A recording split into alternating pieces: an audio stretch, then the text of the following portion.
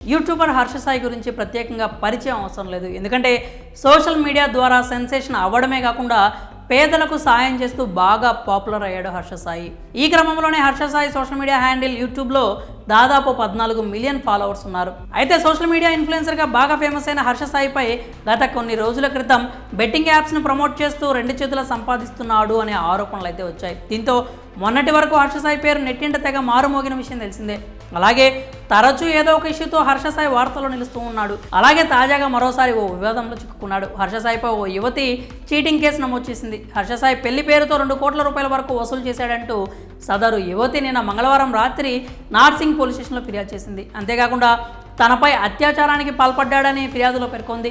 ఇక హర్ష సాయితో పాటు అతని తండ్రి రాధాకృష్ణపై కూడా బాధితురాలు ఫిర్యాదు చేసింది. ఇక యువతి ఫిర్యాదుపై పోలీసులు కేసు నమోదు చేశారు. ఈ క్రమంలోనే హర్ష సాయి కేసులో సంచలన విషయాలు వెలుగులోకి వచ్చాయి. ఆ యువతి ఇచ్చిన ఫిర్యాదు మేరకు నార్సింగ్ పోలీసులు హర్ష సాయిపై ఐపీసీ సెక్షన్ 376(2), 376(n), 354 వంటి పలు సెక్షన్స్ కింద కేసు నమోదు చేశారు. అంతేకాకుండా హర్ష సాయిపై అత్యాచార కేసు కూడా నమోదు చేసినట్లు తెలుస్తోంది. మరోవైపు మంగళవారం రాత్రి వైద్య పరీక్షల నిమిత్తం పోలీసులు బాధిత యువతికి కొండాపూర్లోని రంగారెడ్డి జిల్లా కేంద్ర ఆసుపత్రికి తరలించారు. అయితే తాజాగా ఈ కేసులో కొన్ని సంచలన విషయాలు వెలుగులోకి వచ్చాయి.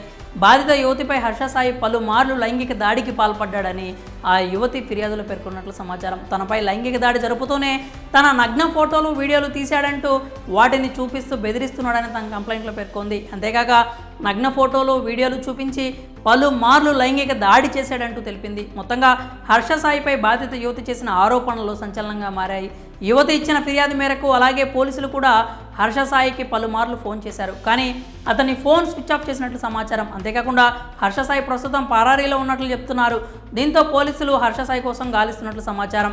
అయితే తాజాగా హర్ష సాయి తన ఇన్స్టాగ్రామ్ అకౌంట్లో ఒక థంబ్నైతే పెట్టి తాను ఎక్కడికి వెళ్ళలేదన్నట్లుగా, ఇవన్నీ కూడా డబ్బు కోసం చేస్తున్నటువంటి ఆరోపణలు అన్నట్టుగా ఒక పోస్ట్ అయితే పెట్టాడు. అంతేకాకుండా ఇక ఫర్దర్గా ఈ విషయానికి సంబంధించి సమాచారాన్ని మొత్తం కానీ లేదంటే వివరాలన్నీ కూడా తన తరఫున లాయర్ ఎవరైతే ఉన్నారో ఆయన అందరికీ వెల్లడిస్తాడు అంటూ చెప్పాడనమాట. అంతేకాకుండా ఇవి కేవలం ఆరోపణలు అన్నట్టుగానే హర్ష సాయి అయితే కొట్టేస్తున్నట్టు తన సోషల్ మీడియా పోస్టులు అయితే చెప్పుకొచ్చాడు. అయితే ఇంకా ఈ కేసుకు సంబంధించి ఫర్దర్గా ఎలాంటి విషయాలు వెలుగు చూస్తాయనేది అయితే పోలీసుల దర్యాప్తు ప్రారంభమైన తర్వాత తెలుస్తుంది. మరి హర్ష సాయిపై ఓ యువతి అత్యాచార కేసు నమోదు చేయడంపై మీరేమనుకుంటున్నారో మీ అభిప్రాయాలని కామెంట్స్ రూపంలో తెలియజేయండి.